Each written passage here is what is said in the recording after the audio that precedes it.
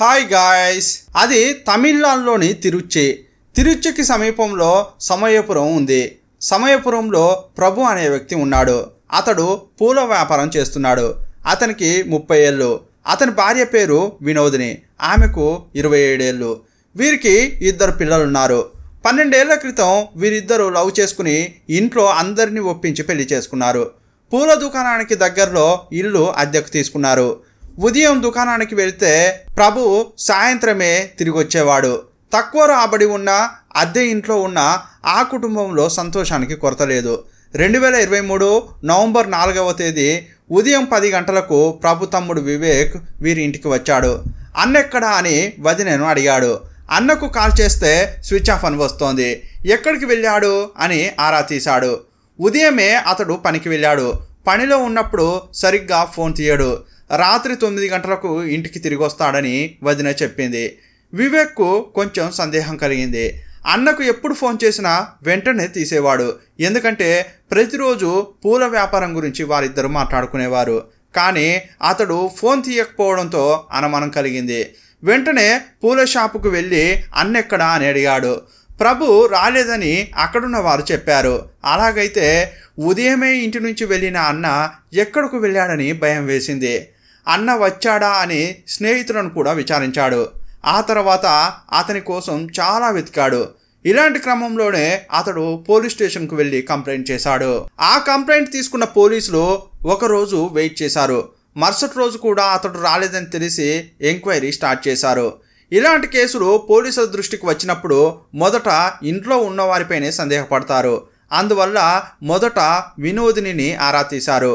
ఉదయం వెళ్ళిన వాడు ఇంకా ఇంటికి రాలేదు. అతడు ఎక్కడికి వెళ్ళాడో తనకు తెలియదని ఆమె చెప్పుకొచ్చింది.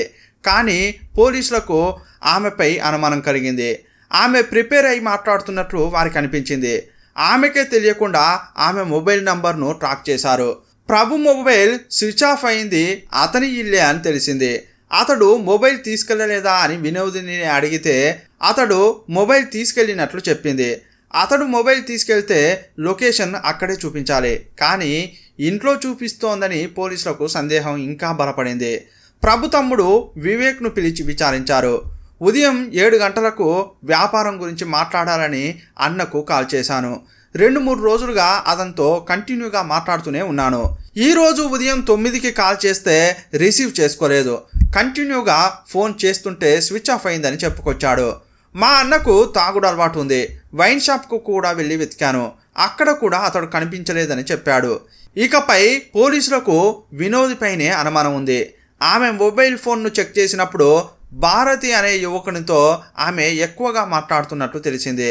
సంవత్సరంన్నరగా వీరిద్దరి మధ్య ఫోన్ సంభాషణలు ఎక్కువగా జరుగుతున్నాయి. ఈ భారత్ ఎవరు అని వివేక్ని అడిగితే అతని గురించి ఐడియా లేదని చెప్పాడు. చుట్టుపక్కల వారిని అతని గురించి విచారిస్తే పోలీసులకు ముఖ్యమైన క్లూస్ దొరికాయి. ప్రభు పనిచేసే పూల షాప్లోనే భారతి కూడా పనిచేసేవాడు. వారిద్దరూ ఫ్రెండ్స్. తన భర్త స్నేహితునితో ఈమె ఎందుకు గంటలు మాట్లాడుతోందని పోలీసులకు సందేహం కలిగింది. వీరిద్దరి మధ్య ఇల్లీగల్ రిలేషన్షిప్ ఏర్పడి ప్రభును వీరే చంపి ఉంటారా అనే కోణంలో పోలీసులు విచారించారు. ఈ క్రమంలో వివేక్ కూడా తన వదినపైనే అనుమానంగా ఉందని చెప్పాడు.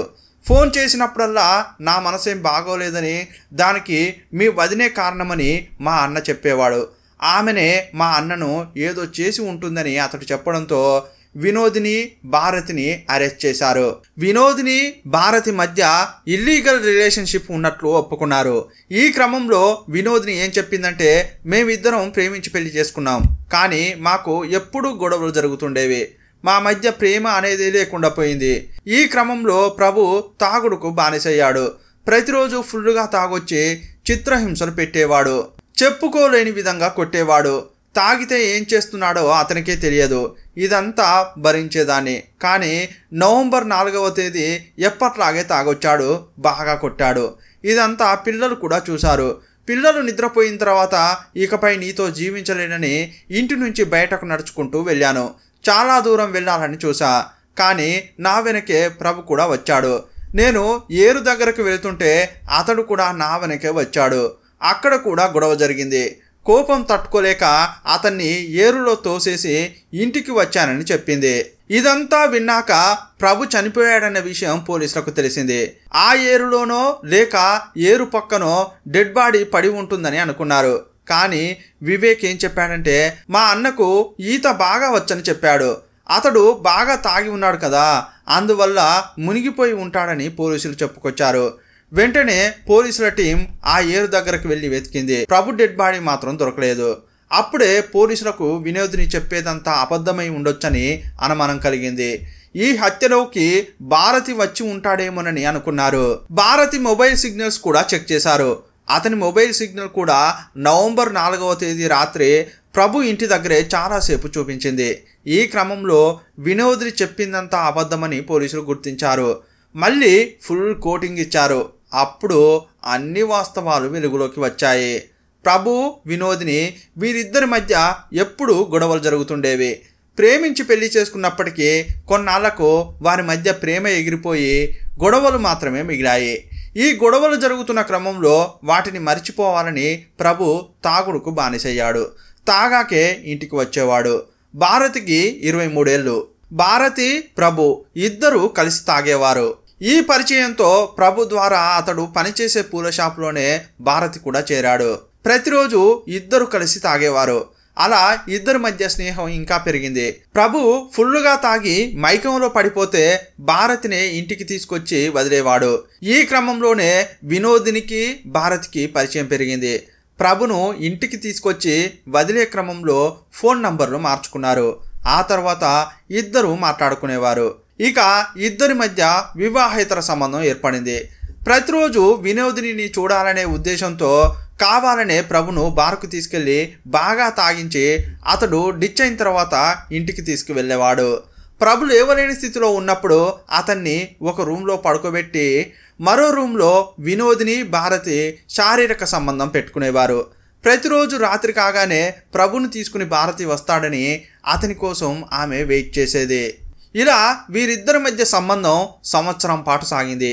ఈ విషయం ప్రభుకు ఏమీ తెలియలేదు. ఈ క్రమంలో ఒకసారి ప్రభు ఇల్లు మార్చాడు. వేరే ఏరియాలో అద్దెకున్నారు. పూల షాప్కు వీరు ఉండే ఇంటికి చాలా దూరం.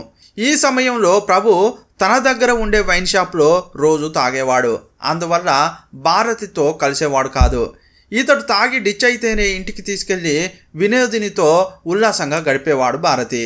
కానీ ఇప్పుడు ప్రభు భారతి ఇద్దరూ కలిసి తాగకపోవడంతో వినోదిని దగ్గరకు భారతి వచ్చే ఛాన్సే లేకుండా పోయింది.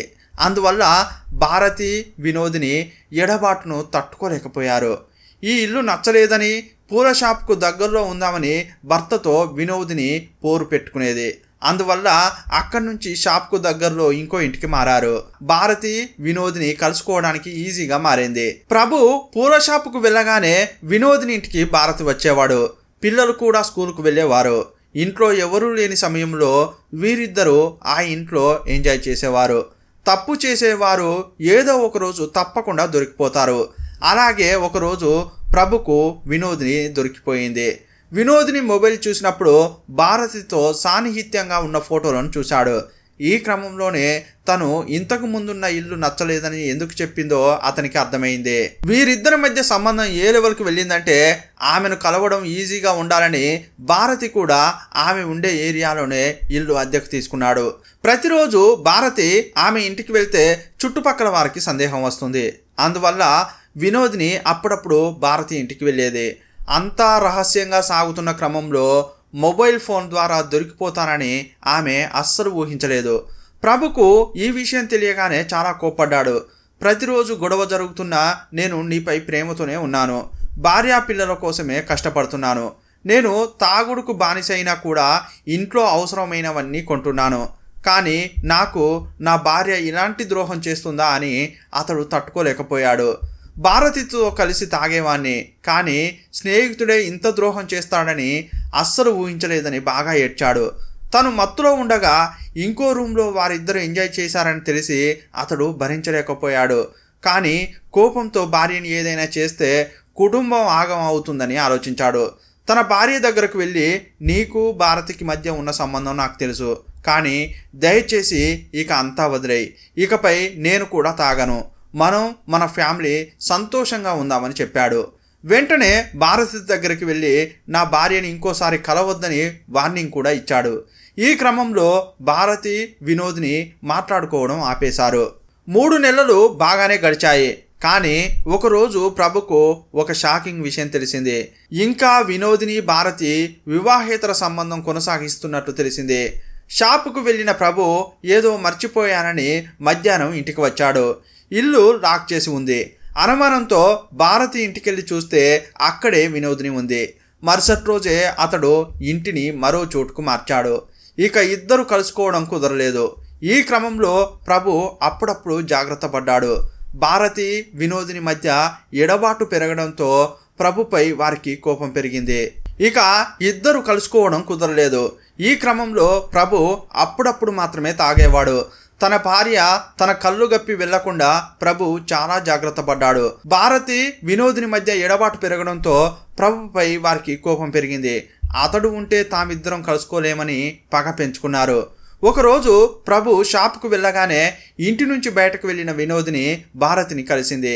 ఇకపై ఇద్దరు దూరంగా ఉండలేరని, అందువల్ల ప్రభును చంపుదామని మొదట వినోదే చెప్పింది. అతని భార్యే అలా చెప్తోందే అని తర్వాత భారతి కూడా ఒప్పుకున్నాడు. హత్యను ఆధారం లేకుండా చేసి ఈజీగా తప్పించుకోవాలని ప్లాన్ వేసుకున్నారు. హెల్ప్ కోసం తన 3 స్నేహితులను భారతి సాయం కోరాడు. వారి పేర్లు రూపన్, దివాకర్, స్టీవెన్. ఈ 3కి 18 ఏళ్ల నుంచి 21 ఏళ్ళు మాత్రమే.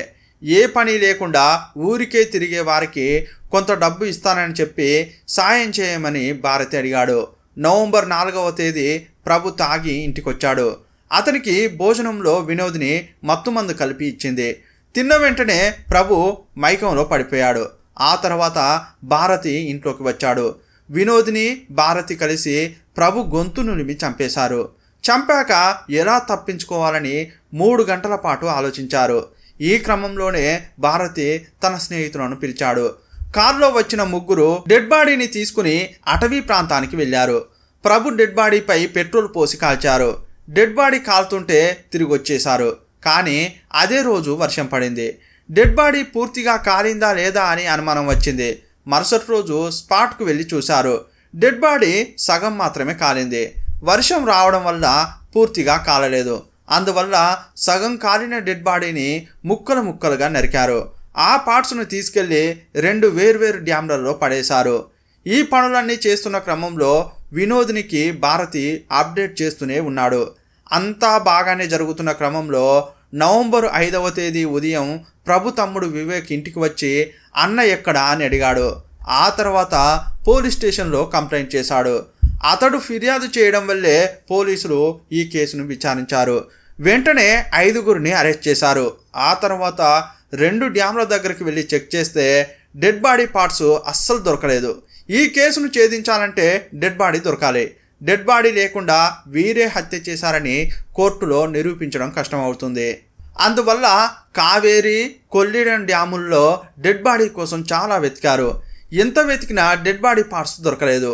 ఈ కేసును ఎలా నిరూపించాలని పోలీసులు తలలు పట్టుకుంటున్న క్రమంలో 1 వారం తర్వాత ప్రభు కాలు భాగం ఒడ్డుకు కొట్టుకొచ్చింది.